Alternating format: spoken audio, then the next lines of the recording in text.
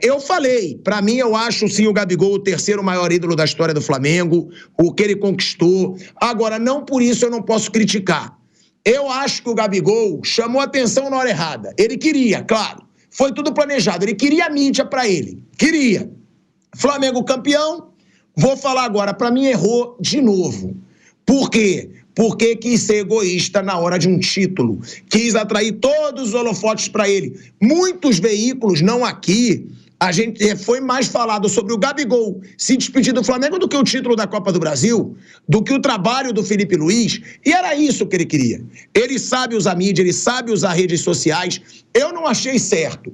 Agora, Mauro, eu vejo dois lados. Eu vejo um Gabigol com erros, mas eu vejo um Gabigol como um grande ídolo. Tá? Eu vejo ele como um grande ídolo da história do Flamengo. Agora, uma pergunta, Mauro César Pereira. Primeiro, é claro que o Flamengo não poderia renovar com o Gabigol pelo que ele vai ganhar no Cruzeiro. Eu acabei de ler as informações que o Gabigol vai ganhar 3 milhões de reais por mês. Isso incluindo luvas, porque ele não tem que ser comprado pelo clube, ou seja, o contrato dele acabou. Ele vai ganhar 3 milhões por mês. O Gabigol vai se tornar o jogador mais bem pago do Brasil num momento que ele tá mal, gente. Ele tá mal. Ele foi decisivo de novo? Foi. Ele se tornou ainda mais ídolo? Sim, na minha opinião, porque são 6 títulos de expressão. 6. Brasileiros, 2. Libertadores, 2. Copa do Brasil, 2. Em quase todos como protagonista, não nessa Copa do Brasil, mas ele foi protagonista na final.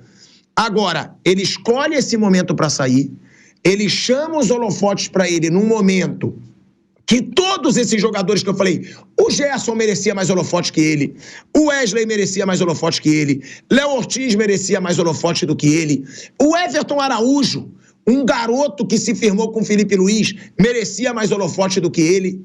E ele, mais uma vez, fez questão de ser o centro das atenções. Eu vou dar até um exemplo do meu afilhado.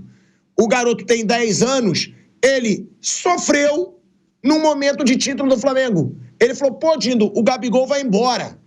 Tô puto. Ele falou pra mim. E aí, é isso. Ele sabe, na verdade, ele tem tudo bem planejado. Mas eu achei que ele errou feio. Mauro César Pereira, Gabigol sai como um grande ídolo, ou na sua opinião, manchou essa idolatria. E outra, escolheu o momento errado, Mauro, de anunciar sua saída do Flamengo. Se você já quiser falar sobre o jogo também, sobre o Felipe Luiz, pode emendar, Mauro César Pereira. Sobre o Gabriel, vou tentar até trazer algumas informações que eu apurei pela manhã. É óbvio que ele agiu errado, nada surpreendente, né? Isso aí, ele é assim, né? A autocrítica ali passou longe, né? Nenhuma autocrítica. Ele e o Renato Portaluppi poderiam travar o duelo da falta de autocrítica no futebol brasileiro. Quem viu o jogo, Palmeiras 1, Grêmio 0, e vê a entrevista do Renato depois, é uma coisa surreal. Assim, o time do Grêmio um horror. E parece que não, né? E o Gabriel também, o que ele falou em campo? Primeiro, eu acho até meio covarde você atacar o Tite, que é um técnico que saiu em baixa do Flamengo. A torcida, em sua maioria, não gosta dele. Alguns detestam o Tite, já não gostavam, passaram a gostar menos ainda. E alegar que o técnico não respeitou. Olha, se não houve nada no bastidor que justifica essa afirmação, o que ele queria que o Tite fizesse? Barrasse o Pedro para ele jogar? Alguém faria isso? Ou tirar o Cebolinha para ele jogar? Ou depois o Luiz Araújo? Todos jogando muito mais do que ele. Muito mais do que ele. E o Bruno lembrou aqui já, pegando jogo por jogo, que houve uma ocasião em que o Carlinhos entrou antes do Gabriel. Todas as vezes que o Carlinhos entrou, o Gabriel estava suspenso ou estava machucado. Suspenso ou machucado. Aí entrava o Carlinhos. Então nem é verdade que o Tite colocou em segundo plano para priorizar o jogador que veio do Nova Iguaçu. Então você falar do Tite ali, é assim, cara, é bater em cachorro morto, tudo a respeitar o Tite, que o Tite ali está em baixa, cara. Sabe? É brigar contra alguém que está fragilizado. E alegando o quê? O Tite já o herdou na reserva dos tempos do Jorge Sampaoli. Péssimo. Ao atacar a diretoria, né, ele piorou a relação dele, inclusive com pessoas como o Marcos Braz, né, que era o cara que era sempre seu defensor. O Marcos Braz foi quem trouxe o Gabigol para o Brasil em 2019 emprestado. Muita gente ali dentro não queria, até na comissão técnica. Problemático e tal, e de fato deu certo. Deu certo. Mas ele não joga bem há 2 anos. A exceção foi a partida no Rio de Janeiro, né? Finalmente, né? Ele fez um bom jogo. Ontem voltou ao seu atual normal, jogou nada. Pior que ele ontem, só o Michael. Figura nula. Não faz um pivô, não divide uma bola. Jogando de centroavante, não ganha a bola na velocidade. Aí quando entra o Bruno Henrique, é verdade que o Atlético também mudou ali, abriu mão dos 3 zagueiros, deu mais espaços, mas no primeiro tempo eu já vi espaço, que ele não sabia aproveitar. Entra o Bruno Henrique, que é mais velho do que ele, 5 anos, e o Bruno Henrique muda completamente, o Flamengo fica muito mais perigoso. O Bruno Henrique, ele arrasta o time para o ataque, ele vai no jogo físico, tem jogo aéreo, dá assistência para o gol. Aliás, o Bruno Henrique deu passe para o gol no 1-0 do Corinthians, fez o gol no Bahia, deu passe para o gol do Arrascaeta contra o Bahia do jogo do Maracanã. Ontem deu passe para o gol. O Bruno Henrique ainda é útil. O Gabriel, tirando o jogo do Maracanã, em que ele conseguiu finalmente dar um retorno técnico, ele não joga nada há 2 anos. Há 2 anos. É uma crendice. Você achar, não, ele vai voltar a jogar. Bem, esse valor aí, pelo que o site GE publica, né? Se você fizer a conta, 4 anos de contrato, que os colegas estão informando, isso dá mais ou menos mais de 25 milhões de euros em 4 anos. Se alguém quer pagar, a sorte dele, que seja feliz. Eu acho que é o tipo da gestão absolutamente à moda antiga, que não é baseada em fatos concretos, e sim na fé de que o cara vai voltar a jogar bem. Isso me lembra um pouco o Fred sendo disputado por Cruzeiro e Atlético, né? O Atlético foi buscar o Fred do Fluminense, depois o Cruzeiro tirou, ficaram brigando na justiça. Nenhuma variação técnica, relação custo-benefício, enfim. Mas, enfim, aí é um problema do Cruzeiro, da SAF do Cruzeiro, né? Mas ele agiu mal, como sempre ele agiu mal. É possível, Thiago, que ele nem jogue mais pelo Flamengo, porque agora os dirigentes vão conversar com o Felipe Luiz, conversar com o jogador e ver o que fazer. Tem 6 jogos ainda do campeonato. Se o Felipe Luiz conseguir contornar de uma maneira que ele possa ainda colaborar, digamos assim, ele vai jogar. Se os dirigentes perceberem que ele no ambiente vai mais atrapalhar do que ajudar, é possível que ele nem seja mais relacionado. Fique encostado, como já ficou por outras razões em outros momentos. Foi um dos poucos jogadores que não foi à festa, né, de comemoração do título. Claramente estava deslocado ontem, lá numa ponta assim, né, nem estava de perto da taça, estava num cantinho assim na hora da foto, longe dos demais ali. O Felipe Luiz até ficou perto dele em dado momento. E vai sair do Flamengo, na minha opinião, pela porta dos fundos. Arranhou a sua idolatria com boa parte da torcida, tirando os gabizetes fanáticos. Muita gente está decepcionada com o jogador. E ontem, com essa atitude, mais torcedores do Flamengo ficaram decepcionados com ele. Aqueles que ainda nutriam um certo carinho, uma tolerância até com algumas bobagens cometidas, como vestir camisa de outro clube, flertar com torcida de outro clube, mandar beijo para o técnico adversário depois de uma derrota, aquele problema do exame de doping, enfim. Tem gente que ainda assim relevava. E ontem muita gente falou, cara, não dá. Realmente não surpreende nada. Ele é um cara de sorte porque tem alguém disposto a pagar essa quantia toda por ele. Eu já falei e repito, jamais eu ofereceria uma renovação de contrato com aumento para ele. Eu, no máximo, pela história dele, se eu fosse dirigente, era mais 1 ano e daria... Qual é o indexador aqui para correção monetária? Aplica ali, não quer, tchau. E aí uma coisa que eu tenho que dizer aqui, até por uma questão de coerência, a gente critica muito os dirigentes. No ano passado, em outubro, eu trouxe a notícia de que o Flamengo estava negociando com o Bruno Henrique, com ele. O Bruno Henrique estava difícil, ele estava mais perto de assinar. Aí no dia 15 de novembro do ano passado, eu fiz uma entrevista com o presidente do Flamengo sobre o estádio. Foi a primeira vez que ele falou sobre SAF, inclusive, agora diz que é contra. E perguntei do Gabriel, da renovação. Ele falou que não renovaria naquelas bases, em outras palavras. E de fato ele manteve, não renovou. Não teve papo. Ele fez uma proposta generosa de 1 ano, com 50% de aumento. Eu acho uma proposta totalmente fora da realidade pelo futebol apresentado. E ele não quis. E de fato o Landim manteve a mesma posição e acho que acertou em não oferecer mais e não embarcar no oba-oba de um jogo bom que ele fez no Maracanã, que é muito pouco pelo que ele custa, né? Deu um retorno técnico muito pequeno, baixíssimo ao longo de quase 2 temporadas. E acho que o Flamengo ontem só teve boas notícias. Foi campeão, jogou bem e se livrou de um problema. Se livrou de um problema e alivia a folha de pagamento, pode buscar um outro jogador para a posição, observar bem o mercado, talvez até sem pagar multa rescisória, se tiver um mínimo de visão de mercado, para encontrar um bom centroavante que possa ocupar ali o espaço até a volta do Pedro e depois possa ser um bom reserva na eventualidade do titular, quando ele voltar a jogar, não estar à disposição para um jogo ou outro. Mauro, eu só discordo da situação do Tite, claro, porque eu não gosto do Tite, óbvio, tem isso também, e aí eu sou suspeito para falar, só que eu acho que quando você compra uma briga, e eu acho que o Tite compra uma briga com o Gabigol, eu acho. O que ele tinha que fazer? O que você faria se fosse o Tite? Não, Não, para não desagradar o Gabriel Barbosa, Pedro, não. A primadona do elenco. O que o Tite tinha que fazer? Escalá-lo? Não, Mauro. Não, calma. Eu digo, a gente não sabe o que acontece nos bastidores do clube. A gente não sabe. Sim, então, como a gente não sabe o que acontece nos bastidores da Jovem Pan, né? Imagina, hoje eu falei com uma fonte do Flamengo. Tem um chefe que por trás das câmeras te sacaneia. Hoje eu falei mas diante das câmeras ele... não. Falei eu sou gente boa, eu não faço nada contra o Gabigol. Nunca houve problema o que o Gabigol ali falou é que ele foi desrespeitado. Em que ele momento? Pode ter sido desrespeitado, Thiago, encostado. Thiago, quando estava na situação do doping, ninguém tentando ajudar, nego cagando pra ele. A gente não sabe o que aconteceu. Eu estou tentando dar informação. Hoje eu falei com uma fonte do Flamengo, o pessoal da diretoria. Falou, nunca teve nenhum problema entre eles. Não teve briga nenhuma.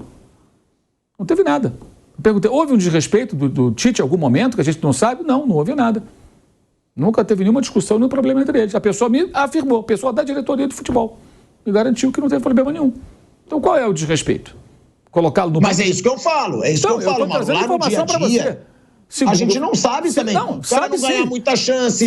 Quando o cara estava na situação do doping ser meio abandonado, o que eu digo é... Qual é o a gente sempre banco? Falou aqui que o Vampeta trouxe. Mauro Betting afirma que o Tite não gosta do Gabigol. Isso aqui foi falado várias vezes. Então, quando uma pessoa não gosta, que não bate, ela pode sacanear o cara de um jeito que as pessoas não percebam. Não foi a sacanagem. O que eu digo é só uma coisa. Eu acho que se o Gabigol acha que ele foi desrespeitado... Então ele tem motivo para, na hora que ele viu que o Tite estava ferrado, falar, pronto, ele não me sacaneou quando ele queria, agora eu vou falar. Porque não conta. Olha, eu fui desrespeitado de tal maneira. Porque o que fica para mim é o seguinte, desrespeitado porque não jogou. Quem joga mal, senta no banco. Quem joga bem, começa jogando. E às vezes você tem um elenco muito farto e mesmo jogando bem, você vai ser reserva. Quer um exemplo? Luiz Araújo. Jogava bem e era reserva. Cebolinha se machucou, virou titular. Pedro jogava bem e era reserva. Por quê? Gabriel e Bruno Henrique jogavam bem também. O Pedro ficou no banco um tempão. Só que o Pedro entrava e fazia gol. Teve uma fase mimimi também, né? Que não sei o quê, mas geralmente ficava dele, entrava e fazia os gols. O Bruno Henrique hoje é reserva. E entra e ajuda o time. O Gabriel entrava e nada acontecia. O Tite ia fazer o quê? Ele já herdou o cara na reserva. Se ele barra alguém e coloca o Gabriel, aí seria o quê? Seria uma proteção, aí seria o contrário do que perseguição, coisa parecida. Seria privilegiar alguém na carteirada, porque não estava jogando rigorosamente nada.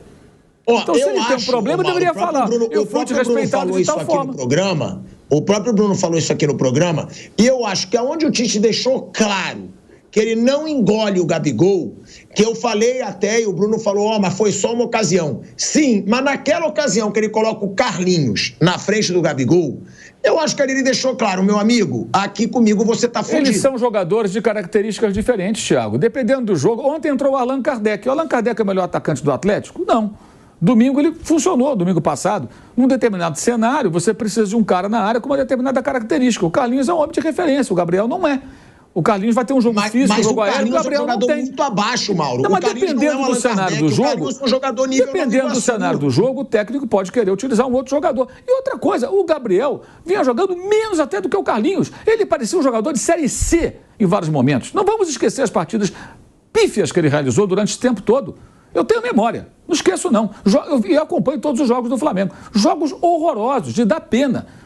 Posso lembrar, inclusive, a final da Copa do Brasil do ano passado, que ele foi péssimo no Maracanã e quando entrou aqui no Morumbi, na primeira bola pisou, e tropeçou e caiu. Caiu com a bola. Não conseguia dar sequência a uma jogada, não consegue finalizar, fica impedimento toda hora. Um horror. A gente discutiu aqui N vezes. O que acontece com esse rapaz? Desaprendeu? O que houve?